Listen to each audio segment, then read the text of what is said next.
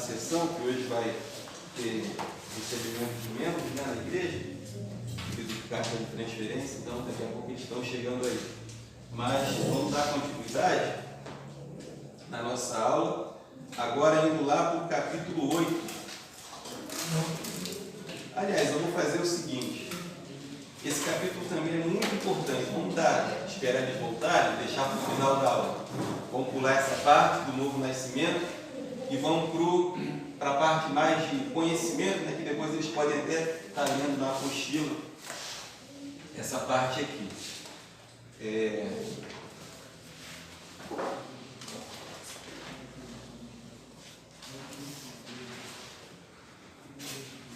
Vocês podem estar também abrindo a apostila lá no início, a apostila de vocês.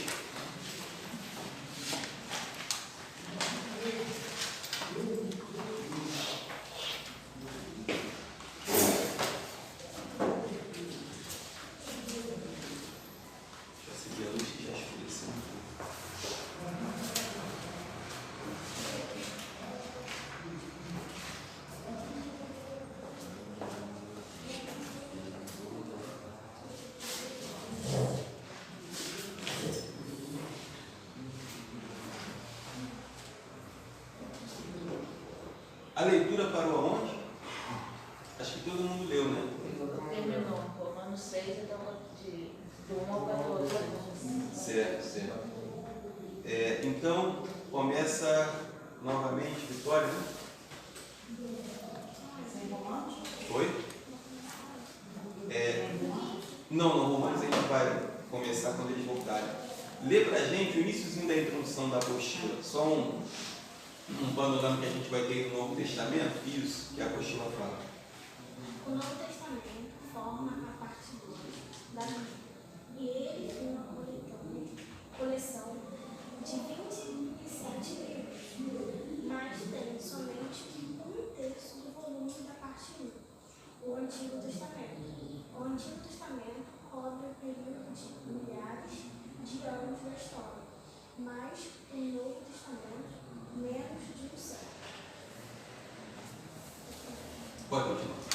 Novo Testamento quer dizer, de fato, novo pacto, em contraste com a antiga aliança. O vocábulo testamento transmite a ideia de a última vontade e se passa a ter efeito na eventualidade da morte do testador. Assim, o novo pacto entrou em fase da morte de Jesus. Hebreus 9, 15 a 17. Escrito originalmente em 45 a 95, os livros do Novo Testamento não estão arranjados na ordem cronológica em que foram escritos. As primeiras epístolas de Paulo foram os primeiros livros do Novo Testamento a serem escritos, e não os evangelhos. Mesmo o arranjo das epístolas paulinas não segue a sua ordem cronológica. Portanto, Gálatas, ou talvez 1 Tessalonicenses, foi a epístola escrita bem antes da história dirigida aos romanos. A Paulo figura em primeiro lugar em nossas Bíblias pelo fato de ser a mais longa das epístolas de Paulo e entre os evangelhos de Marcos, primeiro livro, não o de Mateus, parece ter sido aquele que primeiro foi escrito. A ordem em que esses livros aparecem por consequência é uma ordem lógica. Os evangelhos estão postos em primeiro lugar, porque descrevem os eventos cruciais de Jesus. Entre os evangelhos, o de Mateus vem antes de todos os devidos à sua exceção e ao seu íntimo relacionamento com o Antigo Testamento, que o procede imediatamente. No livro de Atos dos Apóstolos, uma envolvente narrativa do bem-sucedido surgimento e expansão da igreja palestina, e dali por toda a Síria, Ásia Menor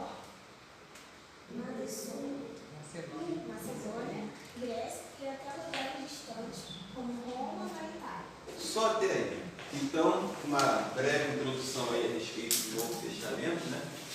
E voltando para aquilo que nós tínhamos falado na aula passada, nós temos aí um período entre Velho e Novo Testamento de 400 anos de silêncio. Bom, por que Jesus ele veio há exatamente quase 2000 anos atrás? Por que esse período da história? Deus, na sua perfeição, ele sabia que esse era o momento certo de Jesus vir ao mundo. Por quê? Quando nós falamos da figura de Alexandre o Grande, né, que era imperador grego, inclusive Daniel, capítulo 8, fala sobre, tem a profecia falando a respeito do Império Grego, que os medos, os persas iam cair e que surgiria um Império Grego, cujo rei, né, seria mais forte, e depois dele viriam outros reis. Daniel capítulo 8 tem essa profecia. E esse rei foi Alexandre o Grande. E qual foi a contribuição dele para o Novo Testamento e para os planos de Deus na redenção da humanidade? O Império Grego ele conseguiu unificar o mundo em torno da língua grega. Isso foi muito importante para a pregação do Evangelho.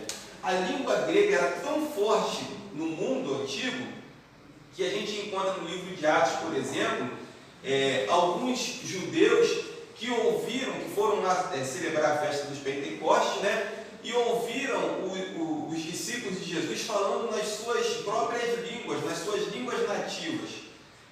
Então, olha só, eles eram judeus, entendiam um pouco do hebraico, mas eles, Deus, o Espírito Santo, direcionou os discípulos para que falassem nas suas línguas nativas, porque haviam muitos judeus fora da Palestina.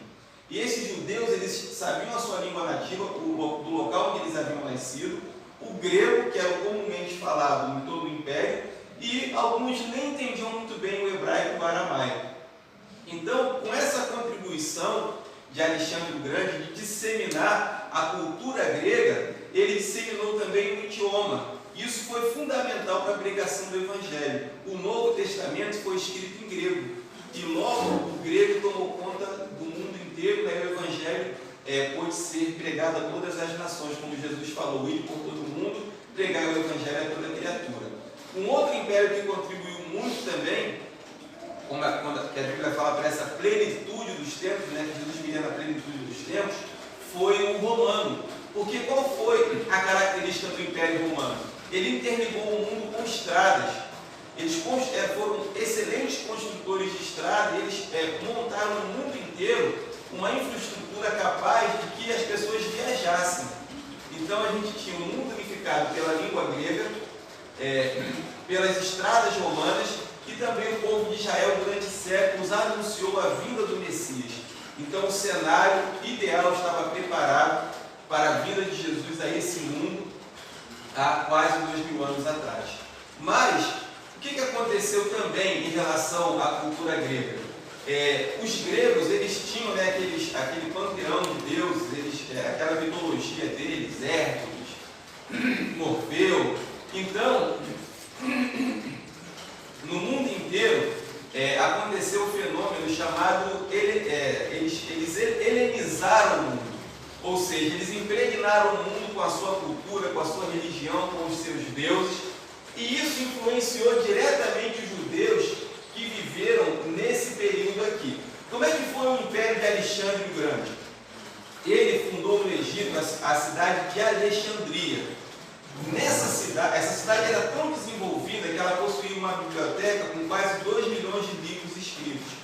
E o Alexandre o Grande, apesar de ele ser um imperador que promoveu muitas guerras e conquistou muitos territórios, quando ele conquistava, ele deixava que o povo tivesse a sua liberdade religiosa, ao contrário de alguns imperadores que suprimiam, né, a cultura e a religião do povo. Ele não, ele deixou com que os judeus desenvolvessem durante o seu império a sua religiosidade, os seus costumes, as suas festas.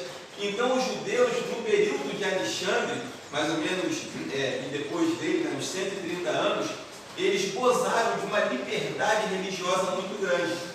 Tanto que nos tempos de Jesus, para vocês terem uma ideia, haviam 7 milhões de judeus no mundo. Na Palestina só moravam 600 mil. O restante estavam espalhados em Roma, Alexandria. Alexandria tinha muitos judeus, que era uma cidade do Egito, dominada por Alexandre o Grande. E foi em Alexandria, não sei se vocês já ouviram falar, que aconteceu um fato histórico muito importante para o judeu, que foi a tradução do Velho Testamento para o grego. Porque os judeus no mundo já não conseguiam mais ler nem falar no hebraico. Porque o Velho Testamento foi escrito em hebraico. Então, eles tinham dificuldade, esses milhões que moravam no mundo afora, de conseguir ler o livro sagrado, né? A Bíblia sagrada, o Velho Testamento na época. Então, um grupo de 70 homens, por isso que é chamado Septuaginta, pegou o Pentateuco primeiro, traduziu para o grego e depois o Velho Testamento todo. Foi uma importante contribuição, inclusive também para a pregação do Evangelho, porque o Velho Testamento completa o Novo. O Velho Testamento fala sobre Jesus. Então, muitos outros, gentios que não eram judeus tiveram acesso ao Velho Testamento através dessa tradução da Septuaginta. E aí foi um período de prosperidade para os judeus, de paz. Só que com a morte de Alexandre, o que aconteceu? Os seus oficiais e ele contraíram muitos matrimônios com mulheres orientais. E com a morte de Alexandre, o reino se dividiu em Ptolomeus e Seleucidas. E aí a gente pegando aqui esse mapa, isso daqui foi o Império Grego, né? Aqui dá para ver mais ou menos, né? Essa região aqui da Europa, né? A Ásia, a África. Então a gente tem aqui, depois da morte de Alexandre, o Império dividido em dois. O Império Ptolomaico e o Império Seleucida, que tinha sua capital na Síria. Quer dizer, a Síria até hoje está aí, né? Sempre teve nesse cenário político aí, religioso, desde os tempos desses impérios. Então, o que aconteceu? A Palestina, no primeiro momento, fica aqui entre os Seleucidas e os Ptolomaicos, ela fica bem no meio entre os dois. E esses dois impérios se tornaram rivais. Começaram a haver guerras entre eles. Então, se vocês quiserem passar aí para ir dando uma olhada. Então, essa rivalidade provocou muitas guerras ali na Palestina. Então, durante aqueles 130 anos primeiros, que os judeus foram governados pelos Ptolomeus, que eram do Egito, havia liberdade religiosa. E a última imperadora, no caso desse império, foi Cleópatra, que todos nós já ouvimos falar, né? Um nome muito conhecido. Mas depois da morte de Cleópatra, né, a Palestina ela passou a ser dominada pelos Seleucidas. E eles eram da Síria e eles já mudaram a política de governo daquela região. Eles já começaram a impor a sua religião. E foram aí que começaram a surgir os primeiros problemas, os conflitos com os judeus, porque eles começaram a interferir muito nessa questão religiosa. E aí, eu vou ler aqui um trechinho do livro Panorama do Novo Testamento, diz assim: premiada entre o Egito e a Síria, a Palestina tornou-se vítima das rivalidades entre os Ptolomeus e os Seleucidas. A princípio, os Ptolomeus dominaram a Palestina por 122 anos. Os judeus gozaram de boas condições gerais durante esse período.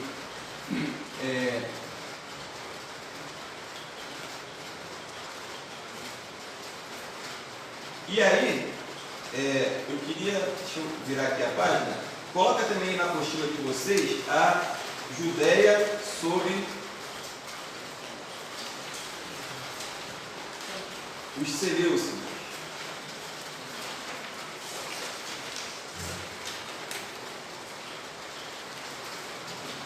Estou sem a apostila, deixa eu pegar a cara do meu.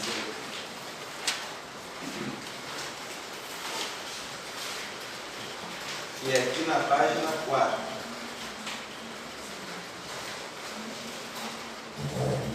Tem uma informação interessante aqui que começa a fazer a gente entender esse panorama aí desses 400 anos de silêncio. Aline, lê pra gente, fazendo favor, a Judéia sobre os Seleucidas. Depois de aproximadamente um século de dias, os judeus, sob o domínio dos Ptolomeus, Antíoco III, o Grande da Síria, conquistou a Síria e a Palestina aos Ptolomeus do Egito, 198 a.C. Os governantes sírios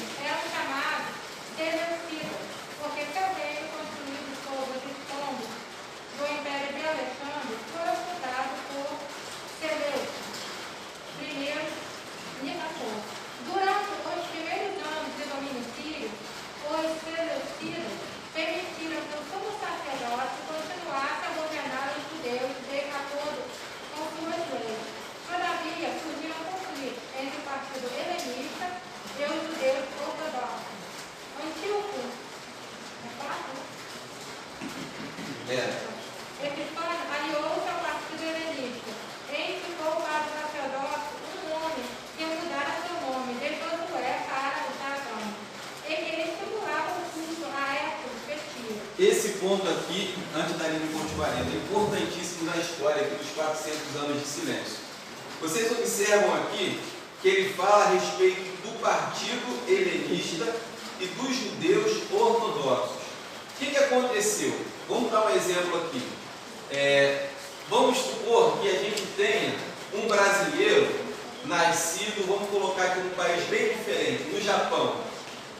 Então a gente tem um brasileiro raiz que nasceu aqui, criado em São Gonçalo, Rio de Janeiro, São Paulo, mas você tem aquele brasileiro que foi criado em um outro país, numa outra cultura, com uma outra visão, né? E tem muitos casos assim. Então o que aconteceu com os judeus nesse período? Havia aqueles judeus ortodoxos que seguiam a lei, o Pentateuco, acreditavam nos profetas, mas surgiu também um grupo de judeus helenizados, que incorporaram a cultura grega, a cultura de outros povos e a sua religião também. E esses grupos formaram alguns partidos. Então, a gente tem os judeus helenizados e os judeus ortodoxos. Agora é que entra a chave da questão. Nos tempos de Jesus, ele se deparou com alguns grupos religiosos. Quem eram os judeus ortodoxos? Eu pergunto a vocês, aqueles que se mantinham, entre aspas, né, fiéis à tradição, à lei, aos profetas. Quem eram esse grupo?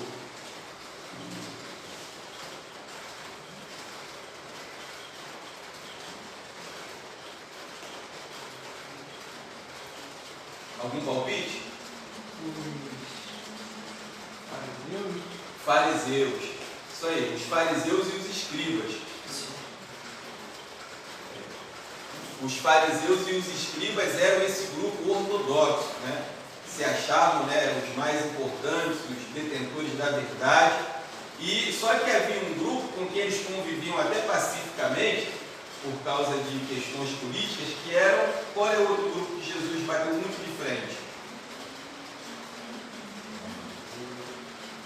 Escribas, fariseus e saduceus.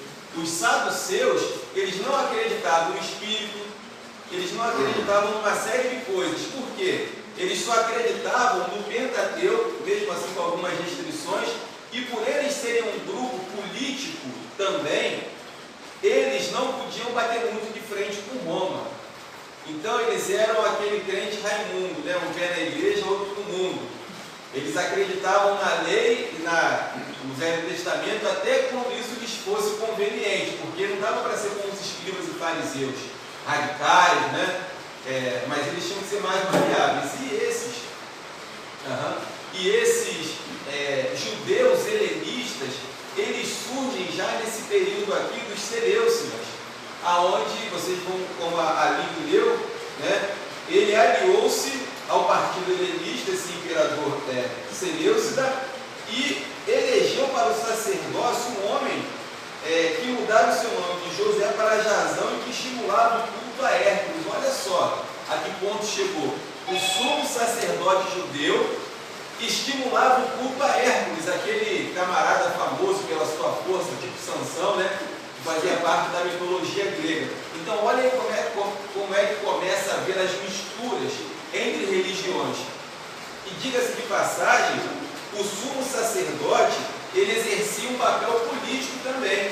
Jesus, quando foi ser julgado na sua crucificação, ele passou por um governador romano, mas ele passou também pelo sumo sacerdote primeiro. Então o sumo sacerdote, ele tinha o governo também, né? Ele exercia uma autoridade política sobre o povo. E aí na continuação, vou até fechar um pouquinho aqui para diminuir o barulho.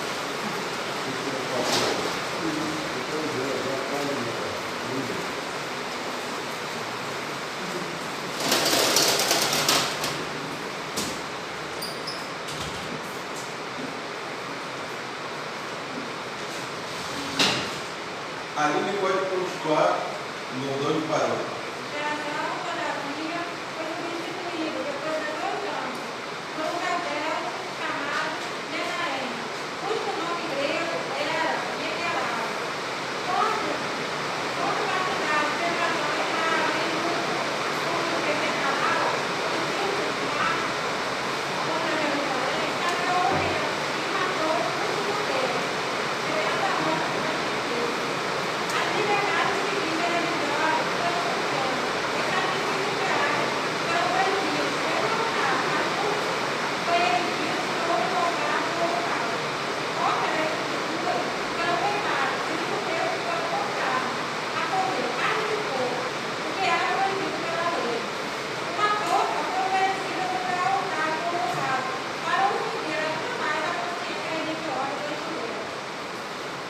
Então, olha só a afronta que eles fizeram.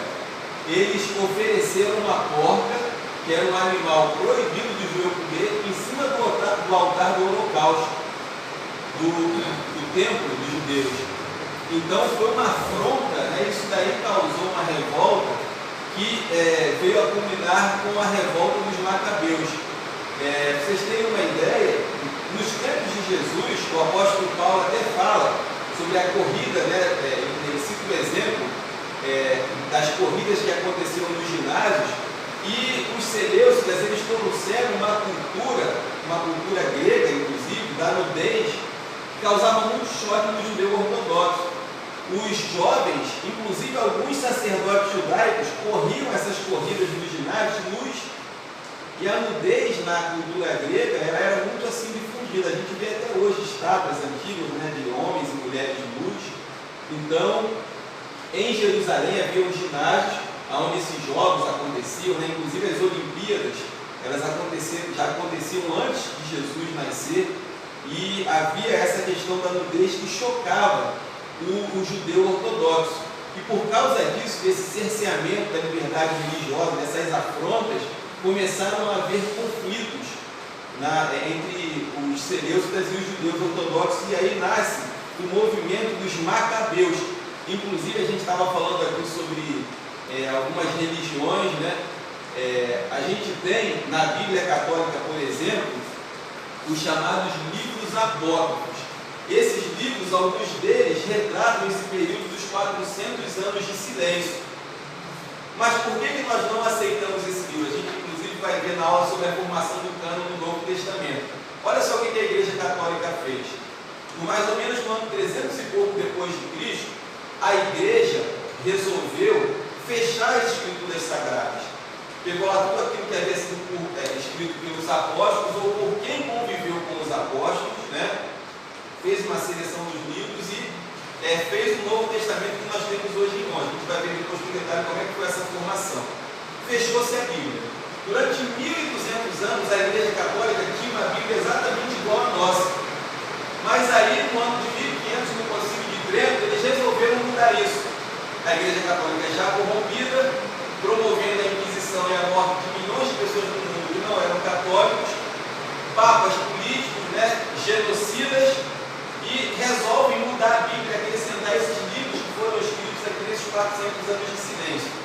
Mesmo com a Igreja Católica corrompida, esse Concílio de Trento foi marcado por uma disputa entre padres que queriam que esses livros fossem incluídos na Bíblia e padres que não queriam. E a reunião terminou entre socos e pontapés, exatamente assim, com aqueles que queriam que esses livros fossem acrescentados, prevalecendo, e a Igreja Católica incorporou esses livros apócrifos, né, Macabeus, Tobias, na Bíblia que eles têm hoje. Então nós não aceitamos a autoridade desses livros. Esses livros contêm erros, fala de anjo mentiroso, né? Na aula de seita e religiões vocês vão ver um anjo no livro, não lembro qual livro mentindo, falando mentira. Quer dizer, esse anjo não podia ser do céu, né? Esse anjo era de outro lugar. Então, tudo isso surgiu nesse período aqui dos 400 anos de silêncio.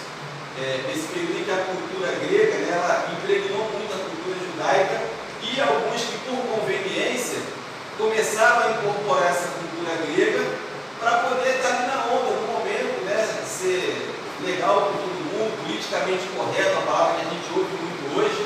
E Jesus, ele se deparou com essa classe de judeus que dominavam o templo, que eram os saduceus. Os fariseus e os escribas, eles não dominavam o templo. Qual era o reduto dos fariseus e escribas? A sinagoga. A gente conhece bem a sinagoga, né?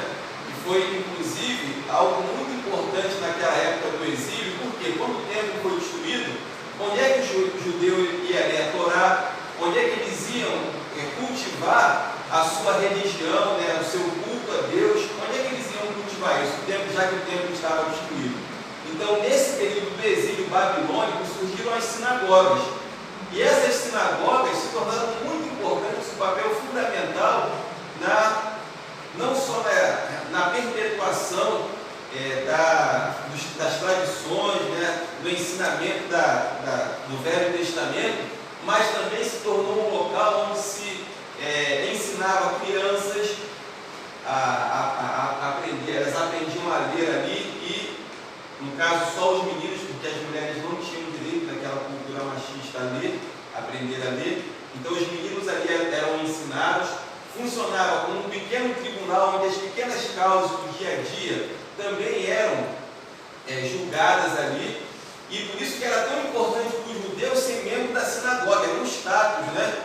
Os escribas e fariseus, eles adoravam isso. A Bíblia diz que eles gostavam dos primeiros assentos nas sinagogas, né? Serem chamados de mestres, faziam oração, né, nas praças para serem vistos pelos homens, amavam os primeiros assentos. Então aquele reduto ali da sinagoga era o reduto dos escribas e fariseus. E ali eles tinham reconhecimento da sociedade, como professores, como juízes, como mestres da lei, era o reduto deles. Agora, no templo, já não podia ser alguém tão radical. Tinha que ser os saduceus, que eram os judeus helenizados. E eles tinham uma ligação direta com, na época, Roma, com Herodes, porque, inclusive, Herodes ele fez melhorias no templo na época de Jesus para fazer uma média com o povo, né? E até foi uma reforma muito bonita que os discípulos de Jesus comentam: mestre, olha só nessas pedras, o templo. E aí Jesus fala aquela frase, né? Não vejo tudo isso, pois eu digo a vocês que não ficará aqui pedra sobre pedra que não seja derrubada. Sabe como é que essa profecia se cumpriu? O templo era revestido de ouro. No ano 70, quando os romanos invadiram Jerusalém, eles puseram fogo no templo. E quando pôs fogo, o ouro derreteu e se entranhou sobre as pedras, né?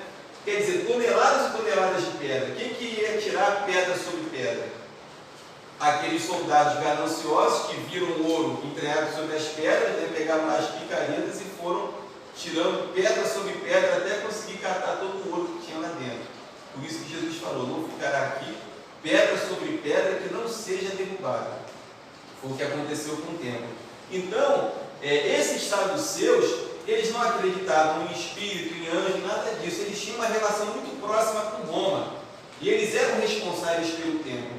E o templo, e o reflexo desse, vamos dizer assim, mundanismo, né, dentro da cultura judaica, essa helenização da cultura judaica, foi o que levou Jesus a se revoltar e a pegar o chicote e descer o chicote naquele povo, né, que administrava o templo. Por quê? Jesus falou: a minha casa será chamada casa de oração, e se referindo aos saduceus. Ali ele não está falando com os escribas e fariseus, não. Ele virou para os saduceus e falou: olha, a minha casa será chamada casa de oração, e vocês a têm feito um covil de ladrões e salteadores. Peguei carona aqui na sua mochila. E vocês a têm feito um covil de ladrões e salteadores. Por quê? Porque, como nós falamos, o saduceu, ele era aquele crente Raimundo, pela igreja de todo mundo. Então podia tudo no templo, né? Desde que rolasse lá talvez uma comissão por aquilo que era vendido no templo, né? Aqueles mercadores, aquele pessoal que ia lá vender os animais para serem sacrificados. Então os saduceus, eles estavam nessa linha.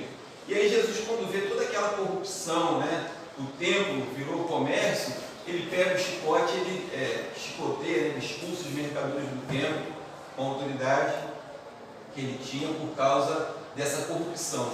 Então nós temos aí esses partidos, né?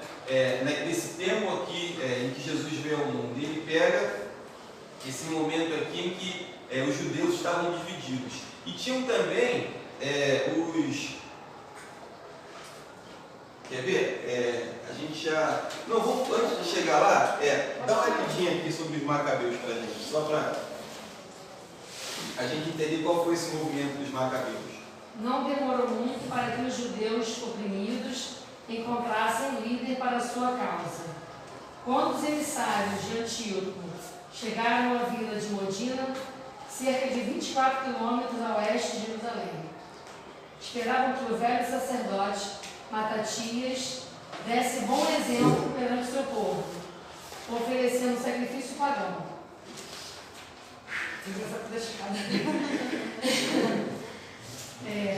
Ele, porém, além de recusar-se a fazê-lo, matou um judeu apóstata junto ao altar e o oficial sírio que presidia a cerimônia. Matatias fugiu para a região montanhosa da Judéia e, com a ajuda de seus filhos, empreendeu uma luta de guerrilhas contra os sírios. Embora o velho sacerdote não tenha vivido para ver seu povo liberto do jugo sírio, deixou a seus filhos o término da tarefa. Judas, cognominado o Macabeu. Judas era um nome comum na época, né? Já, né? Assim, já era comum. Assumiu a liderança depois da morte do pai.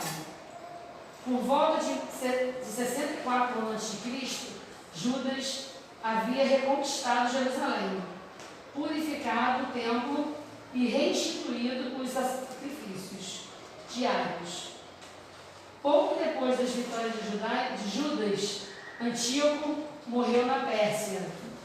Entretanto, as lutas entre os macabeus e os reis seleucidas continuaram por quase 20 anos. Isso. E aí, quando os judeus finalmente conseguem se ver livres do domínio de Roma, aliás, do domínio dos seleucidas, né, que foi a divisão ali daquele império grego de Alexandre o Grande, entra em cena Roma. E aí eu vou ler agora assim, uma parte aqui do livro do Panorama do Novo Testamento, que fala sobre Herodes. Como é que foi esse domínio, né, do Império Romano logo após a queda dos Seleucidas? Aí fala aqui um pouco sobre a administração de Herodes. Existem 2 Herodes que a Bíblia menciona. Diz assim: a administração de Herodes se caracterizava por política secreta, toque de recolher e pesados impostos, apesar de também ser distribuído cereal gratuito em períodos de fome e vestes grátis quando de outras calamidades. Entre muitos projetos de edificação, sua maior contribuição para os judeus foi o embelezamento do Templo de Jerusalém, que nós falamos. Isso não expressava sua participação na fé judaica, ele não acreditava nela, mas foi uma tentativa de conciliar seus súditos. Herodes o Grande morreu de hidropsia e câncer nos intestinos em 4 a.C. Ele baixara ordens para que fossem executados determinados líderes judeus por ocasião do seu falecimento, a fim de que, embora não houvesse lamentação por motivo da sua morte, pelo menos houvesse quando de sua morte. Olha só, ele foi um rei extremamente odiado. E a Bíblia fala sobre o tetrarca Herodes. Por quê? Roma dividiu aquela região da Palestina em 4 territórios. Ele era tetrarca, um dos 4 que governaram. Como ele era odiado, ele sabia que quando ele morresse, ninguém ia chorar a morte dele. Ele era tão perverso que quando ele morreu, ele deu ordem para que no dia da morte dele fossem mortos líderes judeus, para que, se pelo menos não chorassem a morte dele, chorassem, houvesse pranto no dia da sua morte pelos líderes que seriam mortos. Ele era louco, né? Tanto que essa ordem nem chegou a ser cumprida pelos seus filhos.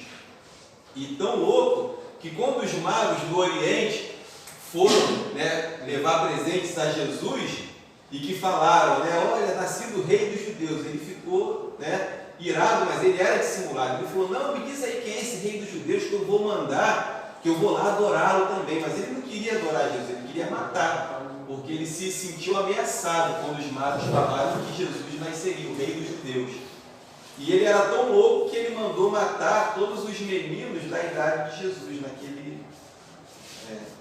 período. Quanta criança ele não matou? Né? E Jesus, José e Maria, sendo divinamente avisados nos sonhos, eles fugiram para o Egito. Por que Egito?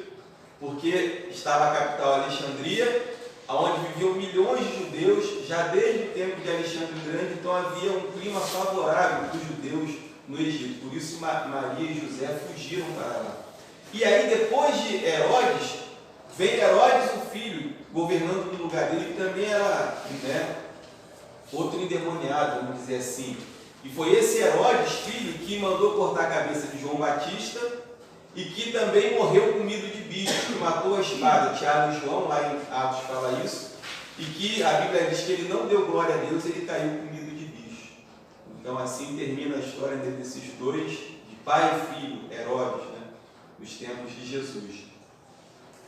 E tem muitas outras histórias sobre Herodes, né, que mandou matar as esposas, os filhos. Ele era um camarada realmente louco, né? Aqueles imperadores, de um modo geral, Nero, né, e outros aí, eram pessoas dominadas pelo mal. E quando Jesus veio a esse mundo, ele encontrou um mundo realmente em trevas. O mundo nos tempos de Jesus não estava melhor do que hoje, não. Isaías capítulo 9, versículo 2 fala, né, que o povo que estava em trevas viu uma grande luz, e aqueles que habitavam na região da sombra da morte viram, raiou para eles a luz. Porque quando Jesus chegou a esse mundo, ele encontrou um mundo devastado pela cultura grega, uma cultura promíscua, uma cultura libertina, e jovens correndo nus nos estádios, né? A própria forma como a política era conduzida nos tempos de Jesus, como nós falamos aqui de Herodes, pesados impostos. Havia muita fome, tanta fome, que aquele milagre da multiplicação que Jesus fez, as pessoas começaram a seguir Jesus não por causa dos milagres. Ele repreende isso, ele fala, olha, vocês estão me seguindo porque eu multipliquei os pães e peixes. Mas vocês devem me seguir pela palavra, pelo aquilo que eu tenho ensinado a vocês. Mas por quê? As pessoas passavam fome mesmo naquela época. Passavam fome. O alimento mais acessível era o peixe. Por isso que muitos discípulos de Jesus eram pescadores. Porque eles não tinham acesso à alimentação farta. Então era ir para o mar e tentar arrumar comida. Porque era assim que acontecia nos tempos de Jesus. E aí, como é que era a população judaica do Novo Testamento? Assim, terminando ali esse período dos Macabeus, né? A revolta dos Macabeus, tem um grupo que a gente não mencionou, que são os essênios, que está aí na apostila de vocês. Os essênios eram aqueles monges que ficaram decepcionados com a classe política, com a religiosidade dos escribas e dos fariseus, com o cinismo dos saduceus, e que resolveram se isolar nos mosteiros, que são os essênios. Irmã Kátia, lê pra gente os essênios.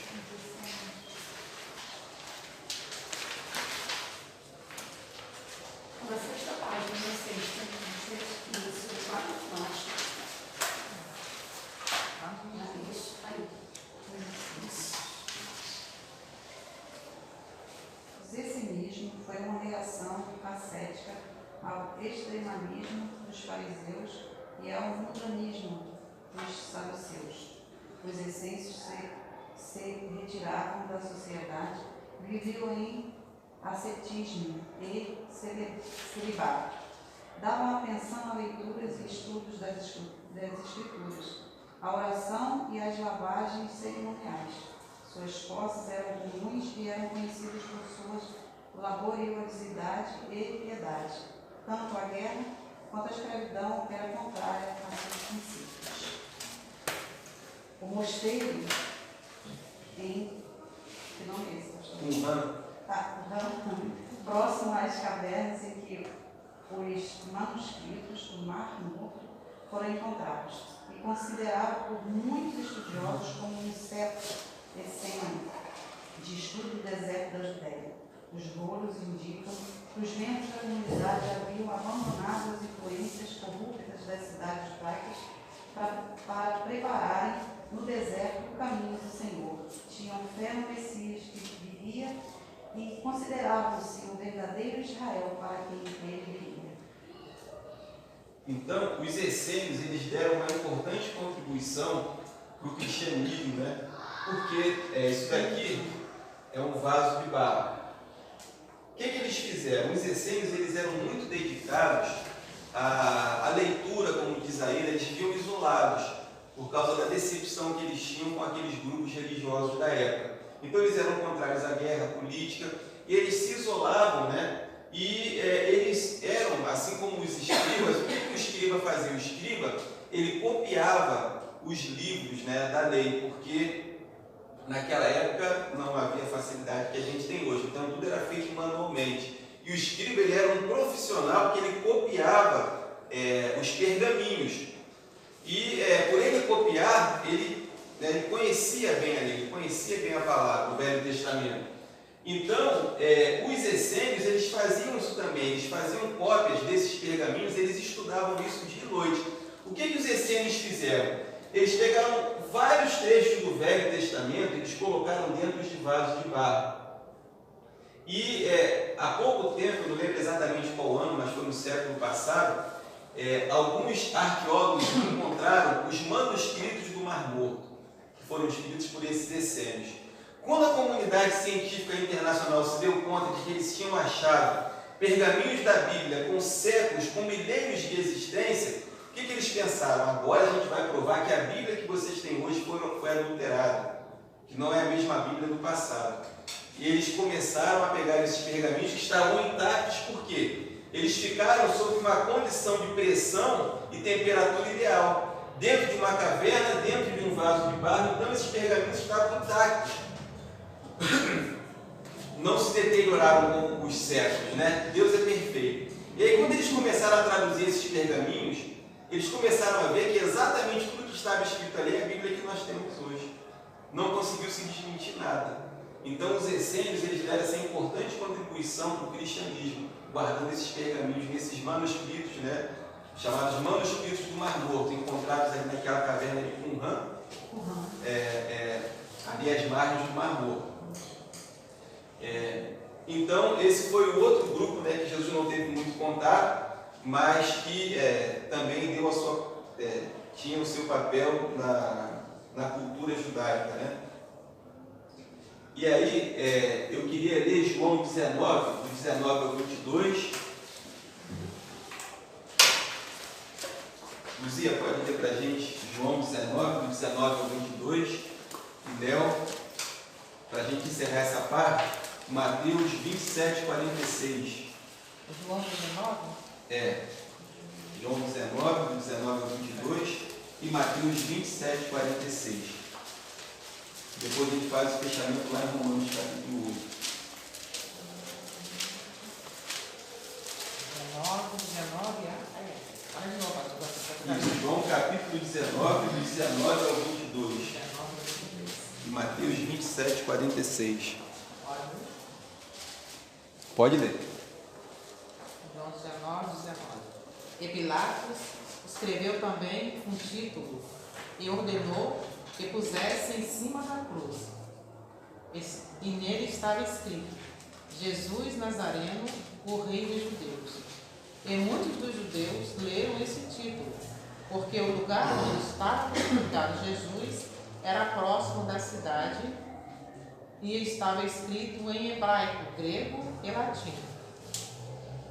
Diziam, pois, os principais dos... Não, só até aí, até o versículo que fala sobre os idiomas, né? Isso. Grego, latim e hebraico. Então, quer dizer, por que foi escrito em 3 idiomas? Porque, como nós falamos, naquele período, tinha muitos judeus que não entendiam o hebraico, nem o aramaico. Tem poucos trechos do Velho Testamento que foram escritos em aramaico. A maioria é hebraico. Então, foi para facilitar a compreensão. E Mateus 27, 46. Jesus ele fala na crucificação em aramaico. Pode ler. E perto da hora 9, exclamou Jesus em alta voz, dizendo: Eli, Eli, lema sabachthani, isto é, Deus meu, por que me desamparaste? Jesus e os discípulos, eles eram poliglotas. Eles falavam vários idiomas. E Jesus, ele fala Eli, lema sabachthani, em aramaico. E os religiosos não entenderam, porque eles falavam hebraico. Eles até confundem, eles falam, ele está chamando Elias, mas não é, ele está falando em aramaico. Deus meu, por que me desamparaste? Então, na Palestina, né, naquela região ali, haviam esses idiomas, e Jesus e os seus discípulos, eles eram poliglotas, principalmente Jesus, né, com toda a sabedoria que tinha, ele dominava vários idiomas. Bom, então, encerrando essa parte, né, sobre a cultura do Novo Testamento, algo que a gente continua, a gente vai voltar lá para Romanos capítulo 8, para encerrarmos hoje também. a questão do novo nascimento, e o capítulo 8 tem uma promessa maravilhosa para nós. Antes da gente continuar, alguém tem algum comentário para fazer sobre essa parte da Eu tenho uma cultura? pergunta, porque essa pergunta é interessante, porque tem uma mulher que falou uma coisa para mim, eu não levei para o coração não, mas ficou na minha cabeça realmente essa pergunta. Eu debati com ele porque vale a pena. Ele comentou comigo sobre a situação das coisas de falar pai, porque ele desamparasse, ele chegou a falar em um momento que Jesus, nesse momento, ele murmurou. Entendeu? Então eu gostaria de saber exatamente o que Jesus quis dizer com o pai, por que ele abandonasse nesse momento. Ali, naquele momento ali da crucificação, até antes, né, no Getsemane, a gente encontra o Jesus 100% homem também, né, 100% Deus, 100% homem, deixando transparecer ali de forma muito clara também toda a sua humanidade. Porque ele suou sangue, isso daí, de acordo com quem entende de biologia, é uma reação extrema ao estresse quando a pessoa sua sangue, é algo assim, além da ansiedade, né? Suar sangue. E Jesus suou sangue pelo momento de pressão que estava sobre ele. E ele falou, né? Chegado o príncipe desse mundo. Quer dizer, ali era um momento em que Satanás iria tentar de todas as formas as suas últimas cartadas para fazer Jesus desistir da cruz. E naquele momento ali, quando ele diz, Deus meu, por que me desamparaste, ele estava com o peso sobre ele de todos os pecados da humanidade.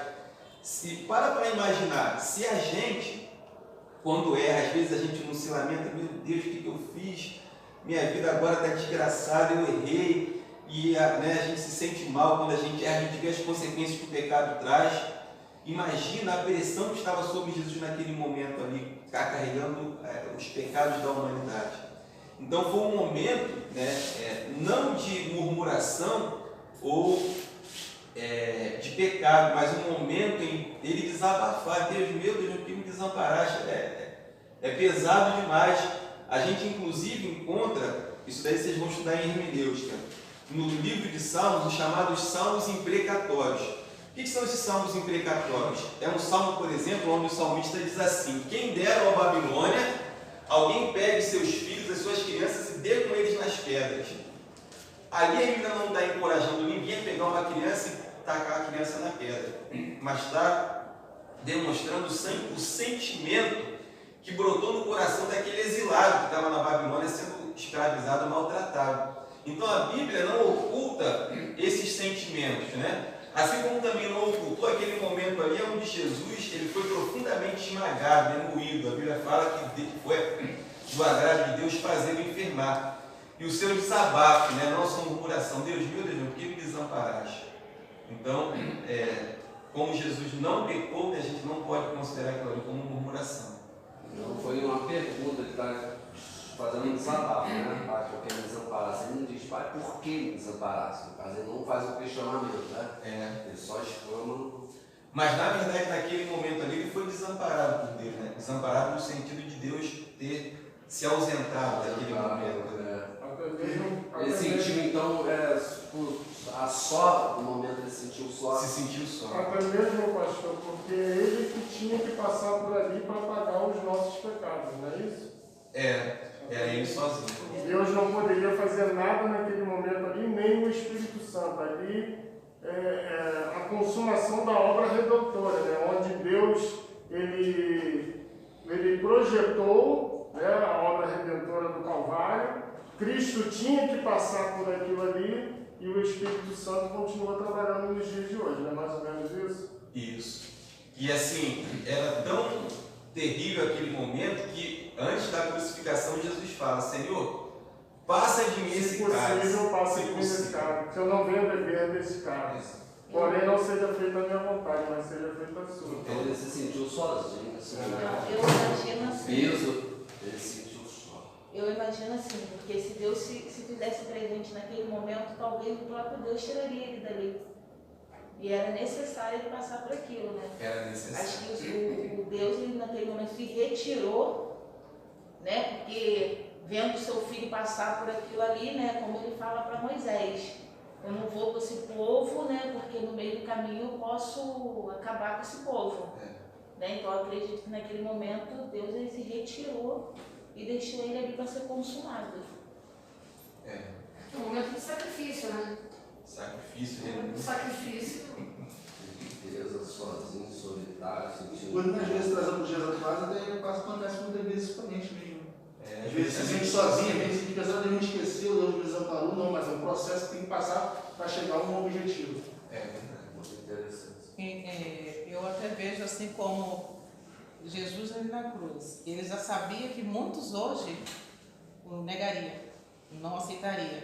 Então a dor ali dele ver que hoje, né, eu vejo Jesus como onisciente, como ele é o próprio Deus.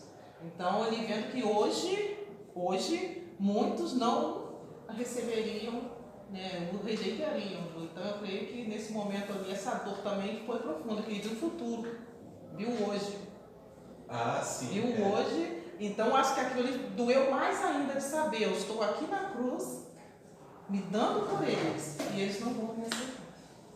Deus meu, por que me desamparaste? Porque a dor foi mais E ele, na sua misericórdia, ele ainda diz, né? Pai, perdoa-os porque não sabem o que fazem.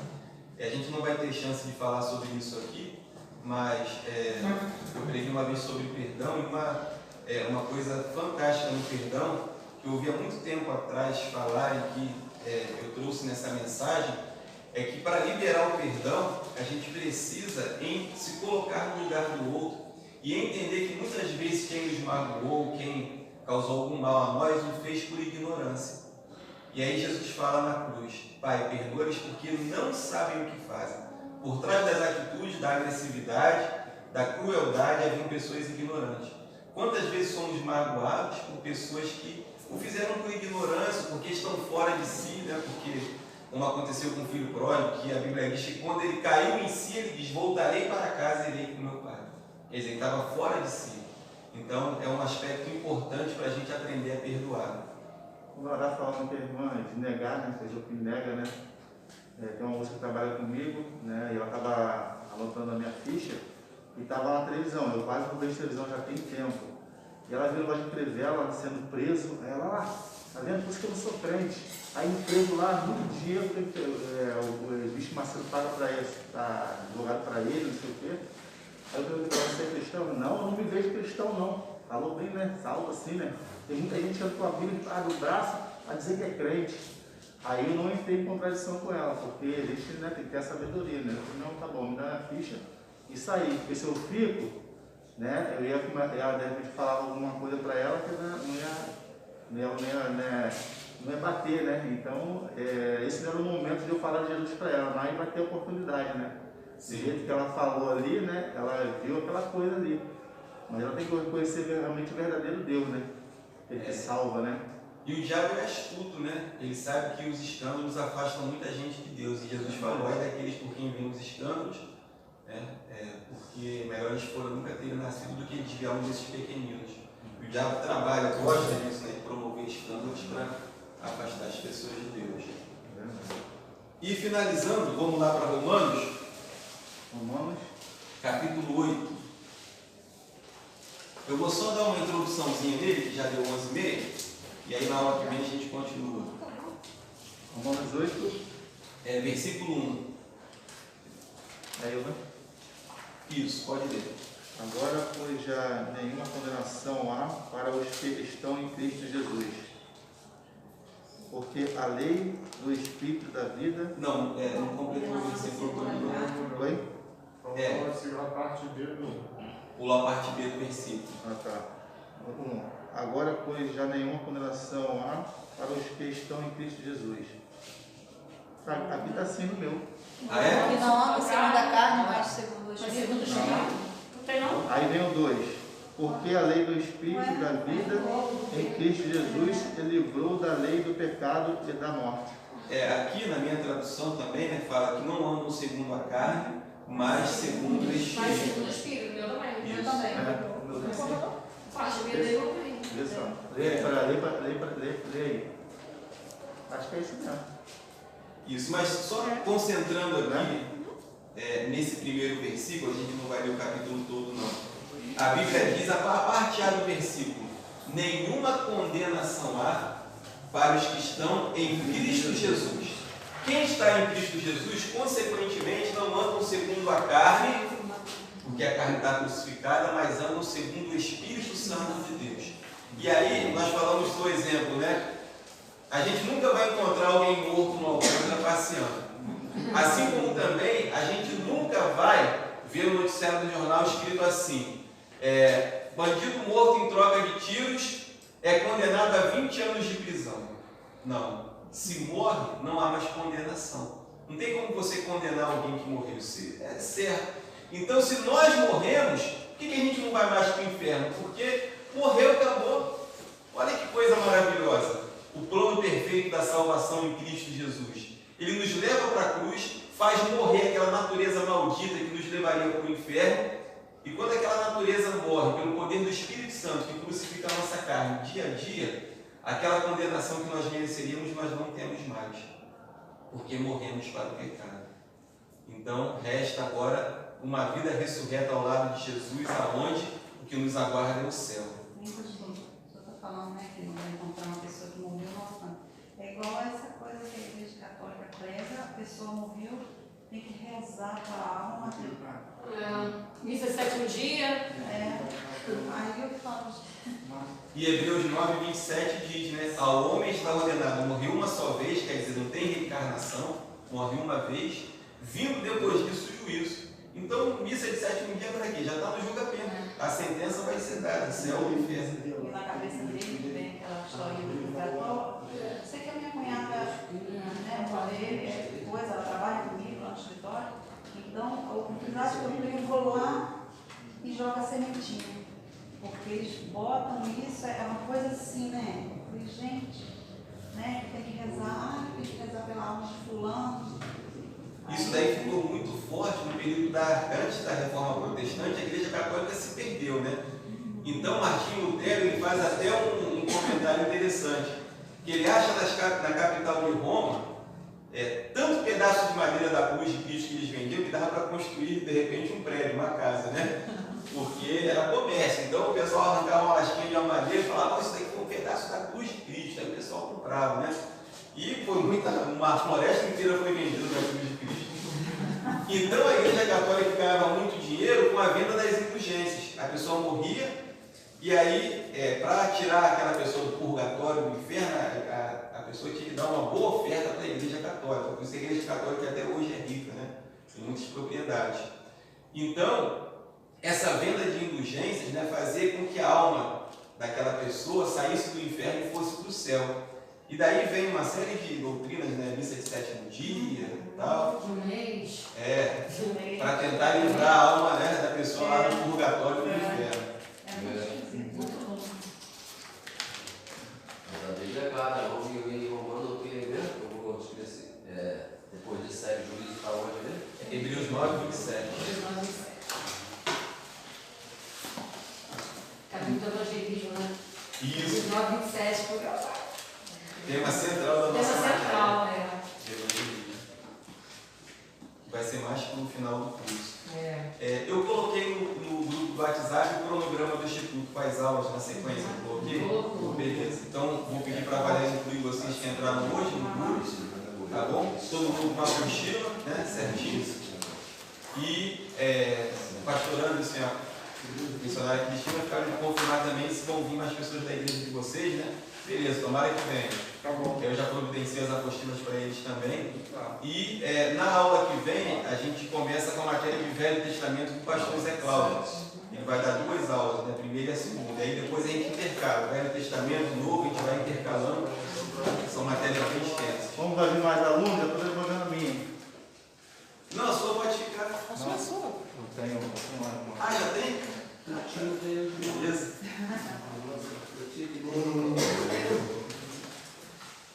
Vamos então agradecer a Deus nesse dia tão especial.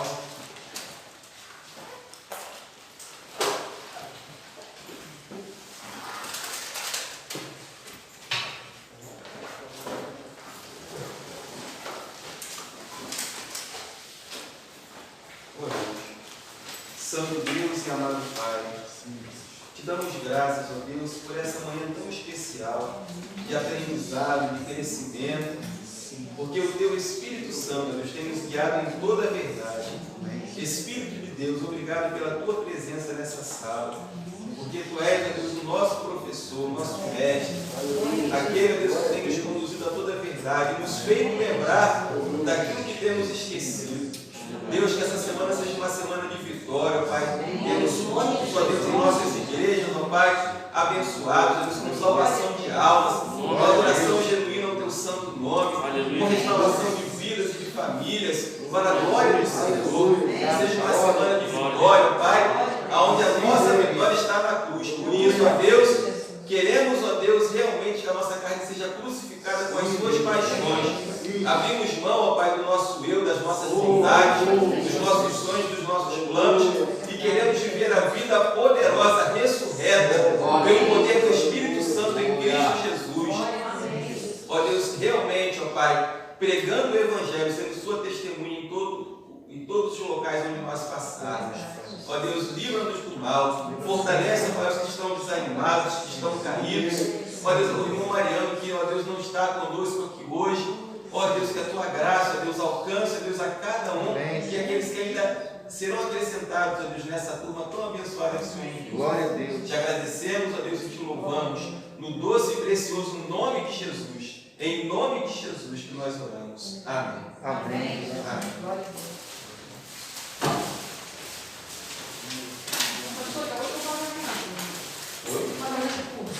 Ah, sim, se quiser fazer agora. Eu vou pegar uma imagem. Tá bom. Depois nós vamos quebrar o banheiro. Eu vou fazer o apelo.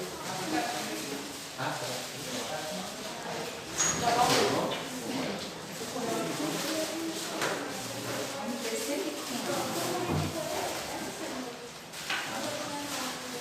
Muito bom, né,